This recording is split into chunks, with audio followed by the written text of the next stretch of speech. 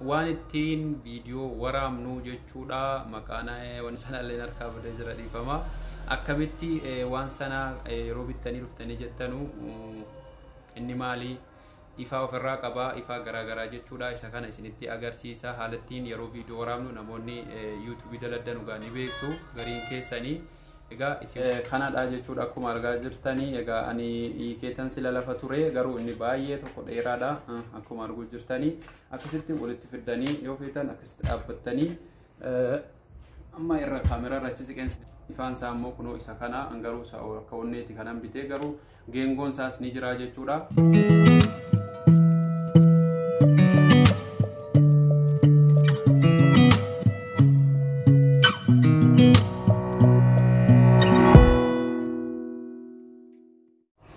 Assalamualaikum warahmatullahi wabarakatuh. Kabajamtoota jaallatamtoota ilmaan Oromoo shama jirtu hordoftoota amantaa biraa nagaa keessanii nagaa kooti galata Rabbii alhamdulillah. Baga jiraatanii obboleewwan kiyyaa baga isaa kana geessanii baga Rabbiin nagaa walitti nu deebiseen isiniin jedha. Egaa arras barnoota kutaa lammaffaa qabadhee isiniif dhufeen jira. Egaa barnoonni guyyaa har'aa immoo maali jechuun keessan in ooluun isiniin jedha. Barnoonni guyyaa har'aa immoo maali ka jettan yoo ta'e waan ittiin viidiyoo waraabnu jechuudha. Maqaan waan sana illee harkaa badee jira dhiifama. Akkamitti waan sana yeroo bittanii dhuftanii jettanu inni maali ifa ofirraa qaba, ifa garaagaraa jechuudha. Isa kana isinitti agarsiisa. Haalattiin yeroo viidiyoo waraabnu namoonni YouTube daladdanu gaanii beektu gariin keessanii. Egaa isin waan beektanu namoota hin beekneef jechuudha. Wanni kun baay'ee nama fayyada. Bakka ifaan mana keessan keessatti baay'ee hin jirre namoonni viidiyoo hojjettanu waan sana bitattanii birriin isaas birrii xiqqaadha. Riyaala akkuma wal caaluun jira jechuudha. 50 jira, 60 jira, 90 jira, 150 jira jechuudha. Inni 150 bitamu sun moobaayila 3 kan inni fudhatu bukkee irratti bakka isaa isinitti agarsiisa. Garuu moobaayila tokko malee 3-4 maatti godhaa miti. Waan biraa wanti itti fayyadamu jiru garuu namoonni kaameraa waan adda addaa fayyadamtanu yoo isa bitattanis rakkoo hin qabu. Garuu moobaayila tokko irratti waan fayyadamuuf an tokkuma kanan bakka tokko isa qabatu qofaa jechuudha kanan bitadheen isiniin jedha. Egaa isinis immoo like, share, subscribe gochuu hin dagatinaan isiniin jedha. Gara asumaanuu gara barnootaatti dabarraan isiniin jedha. Ilaala akkaataatti rakkabanullee isinitti agarsiisa. Walumaanuu turraa nafaana turan isiniin jedha. Egaa kunoo akkuma argaa jirtan haala kanaan rakkabduu jechaadha. Ilaala amma namoonni bitattanii yoo jiraattan jalqaba kana kun kan inni wajjinii wanni ta'u kanadha jechuudha. Bakki inni itti argamus kunoo asii as keessa jechuudha. Jalqaba